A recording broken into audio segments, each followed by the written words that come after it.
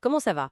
Une question toute simple hein, qu'on entend tous les jours. Oui, banal même. Et pourtant, est-ce qu'on s'est déjà demandé comment une réponse, même rapide à cette question, pourrait influencer ce qu'on fait juste après? C'est une idée intéressante. Assez contre-intuitive. Exactement. Alors aujourd'hui, on va creuser un mécanisme psychologique assez fascinant.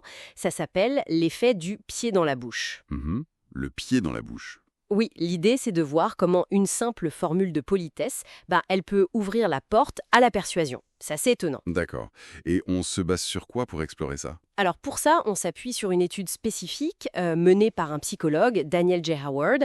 Ça date de 1990 et c'était publié dans le Journal of Applied Social Psychology. Howard, 1990. D'accord, une référence solide en psychologie sociale. Voilà.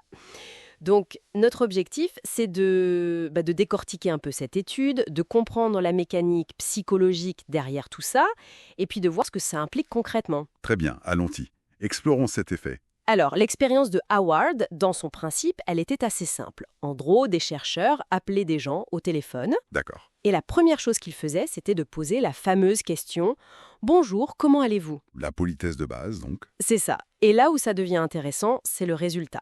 Les personnes qui répondaient positivement, quelque chose comme « ça va bien, merci » ou même juste « bien Oui. » eh bien, elles étaient nettement plus nombreuses à accepter la demande qui suivait. Ah oui. Et c'était quoi la demande? Dans l'étude de Howard, il s'agissait d'une sollicitation pour faire un don à une œuvre de charité. Et la différence était notable. Le taux d'acceptation passait de 25% dans le groupe contrôle à 32% pour ceux qui avaient d'abord répondu positivement. Effectivement, c'est significatif. Et ce qui est passionnant, c'est de comprendre le pourquoi. Pourquoi ça marche? Exactement. C'est là que ça devient subtil, j'imagine. Tout à fait. En fait, le simple fait de répondre à cette question, même de manière un peu automatique, ça crée ce que Howard a appelé un micro-engagement social. Un micro-engagement. Oui, c'est ça, un lien, même très très léger, s'établit entre les deux personnes. On sort en quelque sorte de l'anonymat complet de l'appel téléphonique. D'accord, juste en répondant, ça va bien. Voilà. Et la conséquence directe, c'est qu'il devient psychologiquement un peu plus difficile, un peu plus coûteux de refuser la demande qui suit immédiatement. Plus coûteux, hein? Comment ça?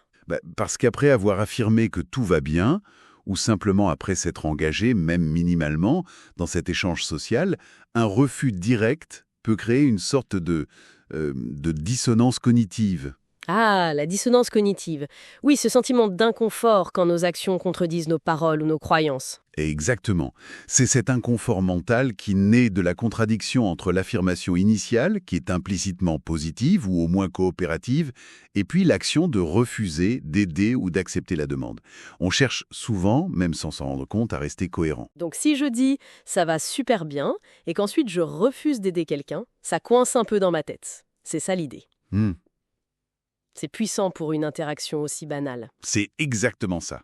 Alors, l'étude initiale ne mesurait pas forcément l'intensité de la réponse positive, genre super bien versus ça va. Mais le principe général suggère que plus on s'engage positivement, plus la dissonance potentielle serait forte en cas de refus. D'accord. L'élément clé, c'est vraiment que la personne a accepté d'entrer dans un échange social, même minimal. C'est ça qui ouvre la porte. C'est une forme de manipulation douce, oui. Une technique de persuasion qui joue sur nos réflexes sociaux et ce besoin de cohérence. Une manipulation douce, ça fait réfléchir. Ce n'est pas une grosse pression, mais juste une petite inclinaison. C'est ça. Une légère poussée dans la direction souhaitée par celui qui pose la question. Et on imagine tout de suite les applications pratiques, évidemment. Ah ben oui. Le marketing direct, les ventes par téléphone, le démarchage pour des œuvres caritatives, ou même en politique, sans doute. Absolument.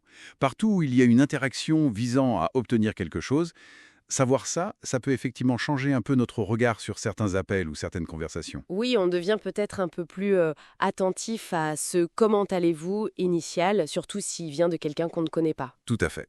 Et ça va même au-delà des sollicitations très structurées, commerciales ou caritatives. Pensez aux négociations, aux demandes de services au quotidien, aux petites requêtes entre collègues. Ce mécanisme d'engagement initial par une simple formule de politesse, il peut jouer un rôle, même très subtil. Ça nous rappelle que même nos échanges les plus anodins, eh bien, ils peuvent intégrer des dynamiques d'influence. Parfois intentionnelles, parfois non d'ailleurs. C'est vrai. Aucune conversation n'est complètement neutre, finalement. Ça donne à réfléchir sur nos propres automatismes aussi. Exactement. Et rien que le fait de prendre conscience de ce mécanisme, c'est déjà un bon moyen d'y être moins sensible.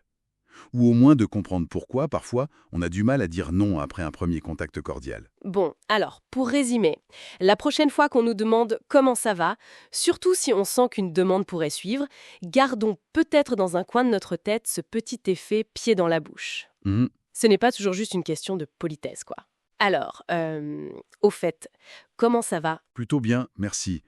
Et pour prolonger la réflexion peut-être, au-delà de ces contextes évidents de vente ou de don, on pourrait se demander comment ce principe d'engagement initial, ce besoin de cohérence qu'on active si facilement avec un simple «ça va», comment est-ce qu'il façonne nos relations de tous les jours? Ah oui, bonne question. Avec nos proches, nos collègues. Oui, dans quelle mesure ces micro-engagements quasi constants influencent la dynamique, peut-être la fluidité, mais qui sait aussi la sincérité de nos échanges quotidiens.